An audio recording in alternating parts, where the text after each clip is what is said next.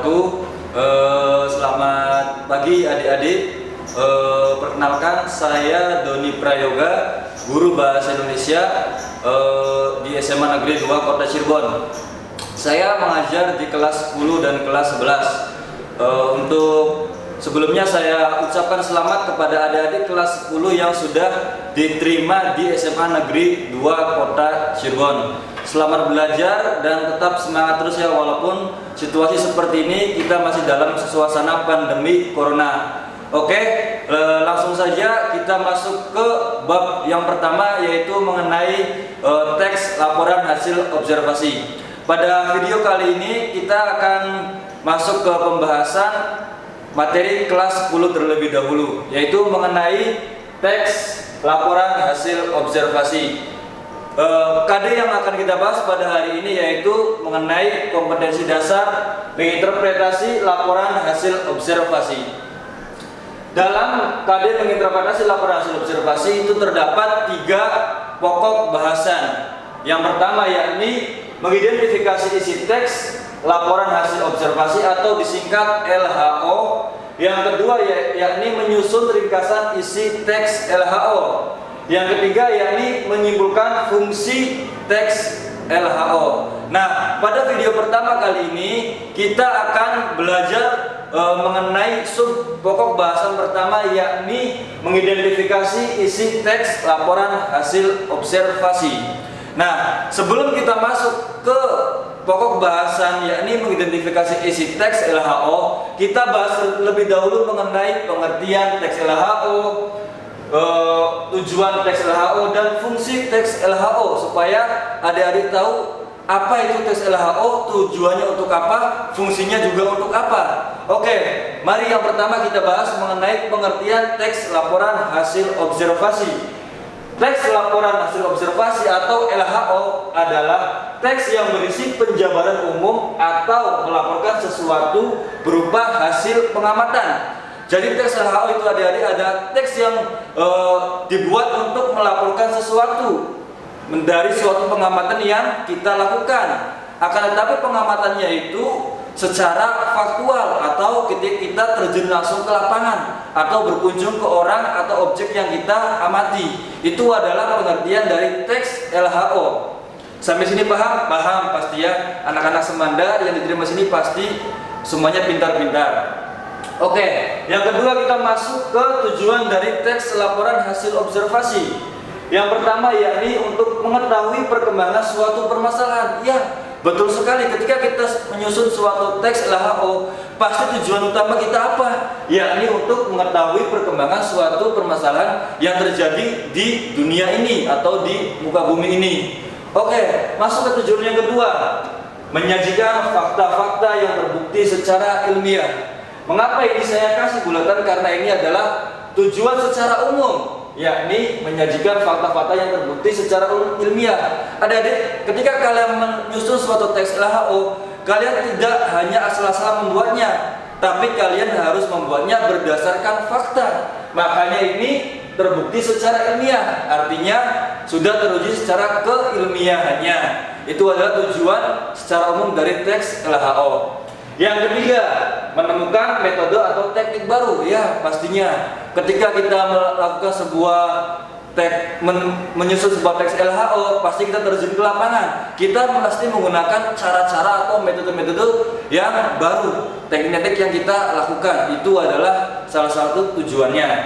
Yang keempat atau yang terakhir, yakni mengambil keputusan yang paling efektif. Pastinya, karena ketika kita sudah melakukan sebuah riset atau observasi di lapangan secara langsung, maka ketika kita hendak mengambil sebuah keputusan, maka kita bisa secara efektif dengan menggunakan sebuah laporan hasil observasi. Itu adalah gambaran secara umum mengenai tujuan teks LHO.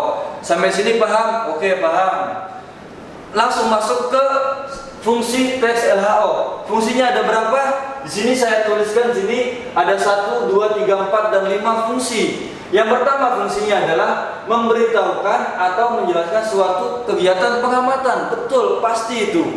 Ketika kita melakukan suatu observasi atau melakukan suatu pengamatan, pasti tujuan utama kita adalah untuk memberitahukan kepada siapa? Kepada halayak umum atau orang yang diberitahukannya melalui sebuah teks laporan hasil observasi. Yang kedua, melaporkan informasi kepada yang terkait. Oke, betul sekali itu. Ketika terjadi sesuatu, misalnya suatu bencana alam di suatu daerah, dan kita berada di wilayah tersebut, maka kita bisa membuat suatu pengamatan atau observasi. Dan hasil observasi kita itu bisa dilaporkan kepada pihak yang terkait. Siapa? Misalnya itu BNPB atau kepada pihaknya pemerintah setempat yang belum mengetahui bahwa di wilayah yang kita tempatnya atau yang kita kunjungi itu terjadi sebuah bencana alam. Teks atau hasil observasi kita itu bisa kita laporkan kepada pihak yang terkait. Oke, yang ketiga, sebagai dasar penyusunan kebijakan. Oke, pasti itu. Karena pada dasarnya teks LHO itu tidak berkaitan kepada suatu peristiwa bencana alam saja. Bisa juga sebagai untuk observasi suatu kebijakan. Misalnya, kebijakan mengenai kekurangan uang negara kita bisa melakukannya secara observasi atau secara ilmiah. Kita observasi apa ini kekurangan, sebabnya negara kita ini bisa kurang dalam hal ekonominya. Kita bisa menggunakan suatu teks LHO untuk kebijakannya agar supaya keuangan negara ini tidak sampai kekurangan gitu misalnya ya. Yang keempat, sebagai bahan informasi untuk berbagai kepentingan. Pasti itu teks LHO itu sebagai fungsinya sebagai bahan informasi. Karena ketika kita membuat suatu teks LHO, pasti kita sebarkan kepada orang-orang yang membutuhkannya atau kepada halayak umum. Dan ketika orang tersebut membutuhkan suatu teks yang sudah kita buat, maka mereka bisa membaca teks atau teks laporan hasil observasi yang sudah kita buat. Yang terakhir, sebagai alat pendokumentasian suatu objek. Pasti itu. Karena silakan ada dilihat di suatu video atau suatu teks laporan hasil observasi itu pasti sebagai bahan pendokumentasi. Yang misalnya bencana alam di Merapi itu pasti ada teks LHO-nya, adik-adik. Karena fungsi dari teks LHO salah satunya adalah sebagai alat pendokumentasian suatu objek. Nah, itu adalah materi dari teks LHO. Oke, kita masuk ke pokok bahasan utamanya, yakni mengidentifikasi isi teks LHO atau mengidentifikasi isi teks laporan hasil observasi. Apa itu mengidentifikasi, adik-adik? Ada yang tahu? Pasti kalian sudah ada yang tahu atau ada yang belum. Oke, saya kasih tahu. Mengidentifikasi adalah yaitu meneliti atau menelaah atau mencari tahu suatu kejadian. Nah, dalam hal ini adalah kita mengidentifikasi isi. Berarti kita mencari tahu atau menelaah suatu isi dari teks laporan hasil observasi. Oke, bagaimana caranya? Oke, caranya yakni kita menggunakan kalau dalam bahasa Inggris itu 5W plus 1H. Kalau dalam bahasa Indonesia itu adalah adik Simba.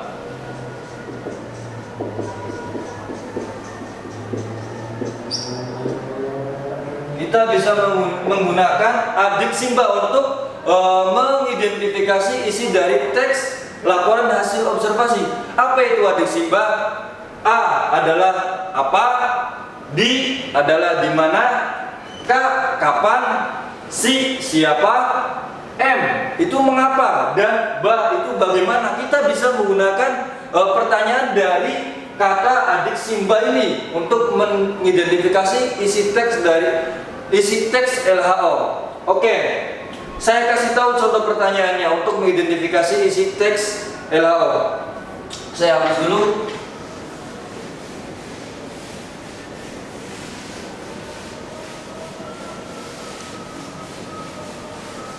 Untuk pertanyaan ini saya buat dari buku paket bahasa Indonesia kelas 10, yakni teksnya itu yang berjudul teks wayang. Ingat-ingat, teksnya yang saya buat ini adalah teks wayang. Contoh pertanyaan yang pertama itu adalah 1. Apa itu wayang?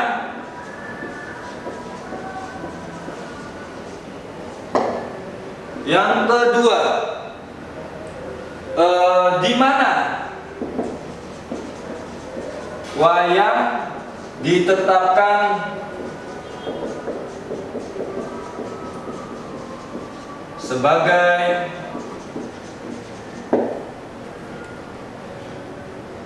warisan budaya asli Indonesia.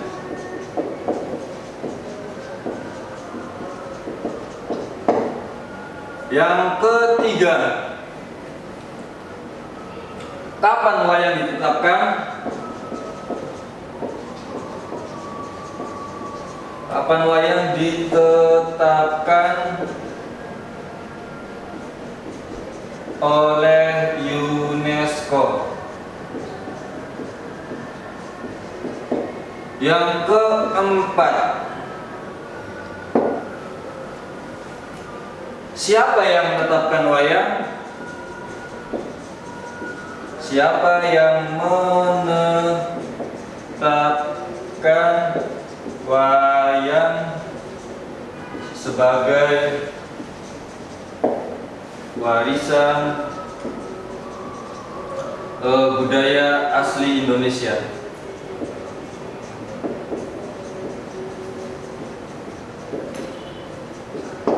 Nah, ini adalah saya contohkan adalah 4 pertanyaan untuk mengidentifikasi isi teks LHO.